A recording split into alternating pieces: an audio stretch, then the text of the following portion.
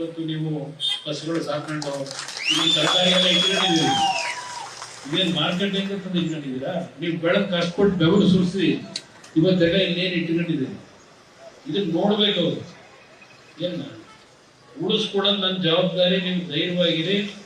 ನಾವು ಬದುಕಿರೋವರೆಗೆ ರೈತರ ಪರವಾಗಿ ಇರೋದು, ನಾವು ರೈತರ ಪರವಾಗಿ ಇರೋದು. ಅದರಿಂದ ಇವತ್ತು ನಿಮಗೆ ಒಂದು ಧೈರ್ಯ ತುಂಬ ಹೋಗ್ಬೇಕು ಅಂತ ಬಂದೆ. ಭರವಸೆ ಇಲ್ಲ, ನನ್ನ ಜವಾಬ್ದಾರಿ. ನಿಮ್ 1 ಇಂಚು ಭೂಮಿನೂ ನಿಮ್ಮಿಂದ ಹೋಗೋದಿಕ್ಕೆ ಅವಕಾಶ ಕೊಡೋದಿಲ್ಲ. ನನ್ನ ಜವಾಬ್ದಾರಿ.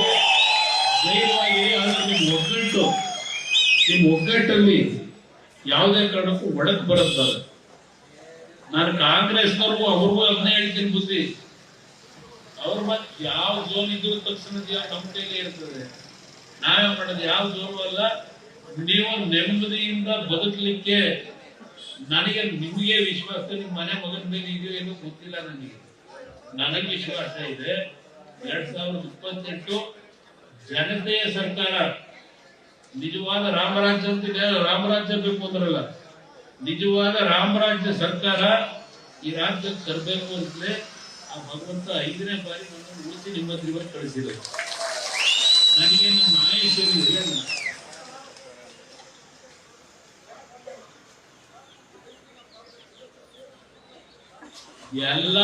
ಎಲ್ಲ ನಿಮ್ಮ ಆಸೆಗಳೇನಿದೆ, ನಿಮ್ಮ ಆಸೆಗಳು ನೆರವೇರಿಸಿ. ಯಾಕೆಂದ್ರೆ ಒಂದ್ ಮಾತು ಹೇಳ್ತೀನಿ, ನಾನು ಹೇಳಿದ್ನಲ್ಲ 1973 ಬಂದೆ ಇಲ್ಲಿ. ಅವತ್ತು ನಾನು ಭೂಮಿ ಖರೀದಿ ಮಾಡಿದ್ದು 8,000 ರೂಪಾಯಿ, 2083. ಇವತ್ತು ಅಲ್ಲಿ ನಾವು ಖರೀದಿ ಮಾಡಬೇಕಂದ್ರೆ 4 ಕೋಟಿ ಐತಿ. ಅವತ್ತು ನಾನು ಭೂಮಿ ಖರೀದಿ ಮಾಡಿದ್ದು ಆ 44 ಎಕರೆನ ಕೇವಲ 4.5 ಲಕ್ಷಕ್ಕೆ. ಅದಾದ್ಮೇಲೆ ಒಂದು 5 ವರ್ಷದಿಂದ ಸಣ್ಣ ಪೀಸ್ ತಗೊಂಡ ಮುಖಾರ ಎಕರೆ, ಅದು ಒಂದಕ್ಕೆ 4.5 ಲಕ್ಷ ಕೊಟ್ಟೆ.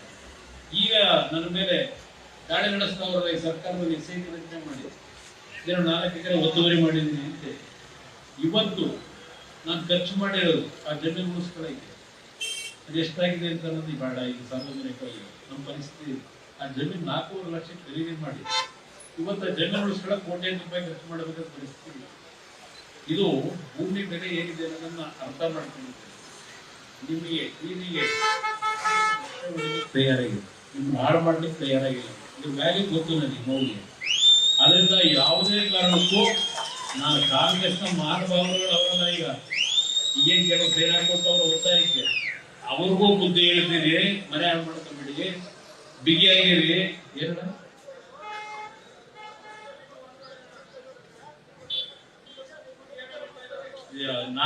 ಯಾವ ಕಾರಣಕ್ಕೂ ಅದು ನಮ್ಗೇನು ಉದ್ದ 2.5 ಕೋಟಿ ತಗೊಳಕ್ಕೆ ಆ ಜಮೀನ. ಒಂದೇ ನಿಮಿಷ ಅವ್ರು ಗೊತ್ತು ನನಗೆ. ಯಾರ್ಯಾರು ಟೋಪಿ ಹಾಕ್ಬೋದು, ಯಾರ್ಯಾರು ನನ್ನಿಂದ ತಿಂದು ಏನೇನು ಮಾಡ್ಕೊಂಡು ಈಗ ಅಲ್ಲಿ ಕೂತವ್ರೆ ಗೊತ್ತಿದೆ ನನಗೆ. ಅದರ ಬಗ್ಗೆ ಬಹಳ ಚರ್ಚೆ, ಎಲ್ಲ ವಿಷಯ ಗೊತ್ತಿದೆ ನನಗೆ. ಗೊತ್ತಿಲ್ಲ ಅದು 2.5 ಕೋಟಿಗೆ ಬರ್ಕೊಡಕ್ಕೆ.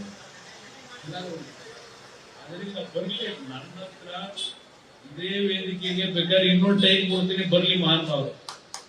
ಶಿವಕುಮಾರ್ ತಮ್ಮನು ಬರ್ಲಿ, ಯಾರ ಬರೋ ಚರ್ಚೆ ಮಾಡಕ್ ಸಿಗ್ತಾ ಇದೆ. ಸದ್ಯ ನಾನೇ ನೀವು ಕೊಟ್ಟಿರೋ ಶಕ್ತಿ ನನಗೆ, ನೀವು ಕೊಟ್ಟಿರೋ ಶಕ್ತಿ ಇವತ್ತು ಕೊನೆಗೆ ಉಸಿರಿರೋವರೆಗೂ ಹೋರಾಟದ ಶಕ್ತಿ ಕೊಟ್ಟಿದ್ದೀರಿ. ನಮ್ಮ ಅಪ್ಪಂದೊಂದು ಭಾಗ ದೇವೇಗೌಡರು ಅವ್ರ ಮಗನಾಗಿ ಇವತ್ತು ಈ ಮಟ್ಟಿಗೆ ಧ್ವನಿ ಎತ್ತಬೇಕಾದ್ರೆ ಕುಮಾರಸ್ವಾಮಿ ಏನಾದ್ರು ಮಾತಾಡ್ತಾನೆ ಇದ್ರೆ ಅದೇನ್ ಮಾತಾಡ್ತಾನೆ ನೋಡ್ರಪ್ಪ ಅಂತ ಟಿವಿ ಮುಂದೆ ಕೂತ್ಕೊಳ್ತಾರೆ ಅವರೆಲ್ಲ ಕಾಂಗ್ರೆಸ್.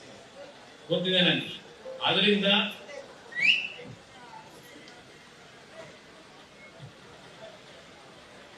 ಈಗ ಸ್ವಲ್ಪ ಇದ್ರೆ ಸೆಟರೇಟ್ ಆಗೋವರೆಗೂ ಕಷ್ಟ. ಈಗ ಯಾಕೆಂದ್ರೆ ಇವ್ರೇನು ಪ್ರೀಮಿಯರ್ ನೋಟಿಫಿಕೇಶನ್ ಕೊಟ್ಟವ್ರಲ್ಲ, ಈಗ 5 ಎಕರೆ 5 ಗುಂಟೆ 10 ಗುಂಟೆ ಇದ್ದ ಮಾಡೋದು, ಅದು ಸ್ವಲ್ಪ ಟೈಮ್ ಕೊಡಿ, ಸರಿಪಡಿಸೋಣ. ಅವ್ರು ಗೊತ್ತಿಲ್ಲ, ಅವ್ರು ಏನೇನ್ ಮಾಡ್ತಾರೆ ಎಲ್ಲ ಗೊತ್ತು. ನಮ್ಮ ಮನೆ ಆದ್ರು ಅವ್ರು ಏನು ಮನೆ ಉದ್ಧಾರ ಮಾಡಬೇಕು ಅನ್ನೋದಲ್ಲ, ಮನೆ ಆದ್ರು ಅವ್ರ ಮಾತು ನಂಬೇಡಿ. ಇದು ದಯವಿಟ್ಟು 1 ನಿಮಿಷ. ಇದು ಯಾಕೆ ಅಂದ್ರೆ ನನಗೆ ಈ ವಿಷಯ ಗೊತ್ತಿರ್ಲಿಲ್ಲ. 1-2 ದಿನದಲ್ಲ ನೀವು ಕೇಳೋರಣ್ಣ, ಇದು ಈ ಪದ ತೋರಿಸ್ತಾರಲ್ಲ, ಇದು ಏನ್ ಹೇಳ್ತಾ ಇದ್ರಲ್ಲ ಪಾಪ ಅವಳಿಗೂ ಗೊತ್ತಿಲ್ಲ. ಒತ್ತಾಯ ಹಾಕಿ ಅವಳ ಹತ್ರ ಆಗ ಎಷ್ಟು ದುಡ್ಡು ಕೊಟ್ಟವ್ರು ಅನ್ನೋದು ಗೊತ್ತು ನನಗೆ. ತಗೊಂಡೋಗೋರು ಅವಳ ಹತ್ರ ಇಲ್ಲೊಂದು ಒಳ್ಳೆ 20-25 ಎಕರೆ ಮಾಡ್ಕೊಡಕ್ಕಂತ ನನಗೆ ಇದು ಜಮೀನು ತಗೊಂಡಿರೋದು ಗೊತ್ತಿಲ್ಲ. ದೇವರನ್ನ ಹೇಳ್ತೀನಿ, ದೇವರ ಸಮಾನ ನನಗೆ ಈ ಭೂಮಿ ನಾನು ಮಾಡೋದಾಗಿದ್ರೆ 1000 ಎಕರೆ ನನಗೆ ಕುಂತಾಗ್ತಾ ಇರ್ತದೆ. ನಾನು ಅದಕ್ಕೆ 1 ಇಂಚು ಭೂಮಿ ನಾನು ಪ್ಲಾಸ್ಟಿಕ್ ಎಲ್ಲೂ ಸಹ ಮಾಡಕ್ ಹೋಗಿಲ್ಲ. ಇದು ನನ್ನ ಗಮನಕ್ಕೆ ಬರುತ್ತೆ. ಇನ್ನೊಂದು ನಮ್ಮ ಹೊಸೂರು ಆಯದಲ್ಲೇನೋ 38 ಎಕರೆ ತಗೊಂಡಿರೋದು, 38-36 ಎಕರೆನೋ ಇರುತ್ತೆ. ಅದರಲ್ಲೂ ಬಹಳ ದೋಖ ಆಗ್ತದೆ. ಅದೆಲ್ಲ ರೈತ ಆಂಧ್ರದ ಜನ ಈಗ ಅಲ್ಲವಲ್ಲ, ಈಗ ರೈಟ್ ಹ್ಯಾಂಡ್ ಆಗಿ ನನ್ನ ಹತ್ರಲ್ಲೇ ಬೆಳೆದು ಈಗೆಲ್ಲ ಅಲ್ಲಿ ಬಹಳ ದೊಡ್ಡದಾಗಿ ನಡೆಸ್ತಾವನೆ.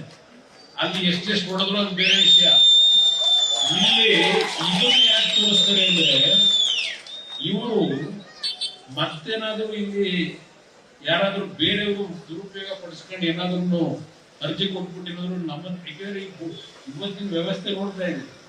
ಅಣ್ಣ ತಮ್ಮಗಳೇ ಹೊಡೆದಾಟ ಮಾಡ್ಕೊಂಡು ಕೊಲೆ ಸುಲಿಗೆಗಳಾಯ್ತು. ಇವತ್ತು ನಮ್ಮ ಪರಿಸ್ಥಿತಿ ಇಲ್ಲ. ಯಾರು ಈಗ ನಮ್ಮ ದುಡ್ಡು ತಗೊಂಡು ಏನೋ ಇನ್ನೊಬ್ಬ ಅವನ ಹೆಸರು ಜಮೀನು ರಿಜಿಸ್ಟರ್ ಮಾಡಿಸ್ಕೊಂಡವನೆ, ಇದು ಗೊತ್ತಿಲ್ಲ. ಆಮೇಲೆ ಕೊನೆಗೆ ಇನ್ನೊಂದ್ಸಲ ದುಡ್ಡು ಕೊಟ್ಟಿಗೆ ಅವನ ಹತ್ರ ಈ ಭೂಮಿ ಬರೆಸ್ಕೊಂಡವ್ರು. ಇದು ನಮ್ಮ ಹಣೆ ಬರ. ಇದನ್ನ ಇಟ್ಕೊಂಡ್ಬಿಟ್ಟು ಈಗ ಅವರೇ ಬರ್ಕೊಟ್ಟವ್ರೆ ಯೋಗ್ಯತೆ ಬಂದಂತ ಚರ್ಚೆ ಮಾಡ್ಲಿಕ್ಕೆ ಬೀದಿಲಿ ಮಾತಾಡಲ್ಲ. ಇದು ನಡೆದಿರ್ತಕ್ಕಂಥ ಒಪ್ಪಿಗೆ ಅದನ್ನೇ ಹೇಳ್ತಾ ಇದ್ದೀನ. ಈಗ ನಮ್ಗೆ ಅವಳಿಗೂ ಏನು ಹುಚ್ಚ 2 ಕೋಟಿ ಕೊಡಕ್ಕೆ.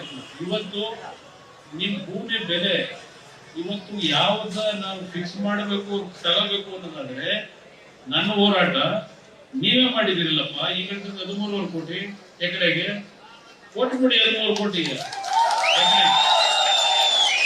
ನಾನೇ ನಿಮ್ಗೆ ನಿಮ್ ಕಾರ್ಯಕ್ಕೆ ಕೊಟ್ಬಿಡ್ಬೇಕು ಅಂತ 13 ಕೋಟಿ 1 ಎಕರೆ ಕೊಡೋದಾದ್ರೆ ಹೇಳಿ ಫಿಕ್ಸ್ ಮಾಡೋರು ಅವರೇ ಸರ್ಕಾರದ ಕ್ಯಾಬಿನೆಟ್ ಒಳಗೆ. ನಾನು ವಿಧಾನಸಭೆಯಲ್ಲಿ ಇರ್ಬೇಕಾಗಿದ್ದು ಏನ್ ಮಾಡೋದು? ಡೆಲ್ಲಿಗೆ ಹೋದ್ರಿಂದ ಇವತ್ತು ವಿಧಾನಸಭೆ ಮಾತಾಡೋದಿಲ್ಲ. ಅದು ಸಂಖ್ಯೆ ಹೇಳಿದ್ದಲ್ಲ, ಯಾರು ಮಾತಾಡಲ್ಲ. ಇದ್ದಿದ್ರೆ ಯಾವ ರೀತಿ ತಗೊಂಡು ಹೋಗುವೆ ಅಂತ ತೋರಿಸ್ಬೋದಾಗಿ. ಇಲ್ಲ ನಿಮ್ಮಿಂದ ನಿಮ್ಕೊಂಡು ಮಾತಾಡಬೇಕಷ್ಟೇ ಪರಿಸ್ಥಿತಿ. ಅದರಿಂದ ಇಲ್ಲ ಅಲ್ಲೇ ಉಪಯೋಗ ಬರುತ್ತೆ. ಇಲ್ಲಿ ಮಾತಾಡಬೇಕು, ಇಲ್ಲಿ ಕಾನೂನುಬದ್ಧವಾಗಿ ಏನು ಹೋರಾಟ ಮಾಡಬೇಕು ಮಾಡೋದು. ನೀವು ಸಣ್ಣ ಆಗ್ಬೇಕಲ್ವಾ? ಅದು ಒಂದು ಉತ್ತಮ ಆಹಾರದಿಂದ ಸಣ್ಣ ಆಗ್ಬೇಕಲ್ವಾ? ಪ್ರತಿದಿನ ನಮ್ಮ ಜೀನಿ ಸ್ಲಿಮ್ ನ ಯೂಸ್ ಮಾಡಿ ಯಾವುದೇ ಸೈಡ್ ಎಫೆಕ್ಟ್ ಇಲ್ದಂಗೆ ನೀವು ಸಣ್ಣ ಆಗ್ತೀರಾ.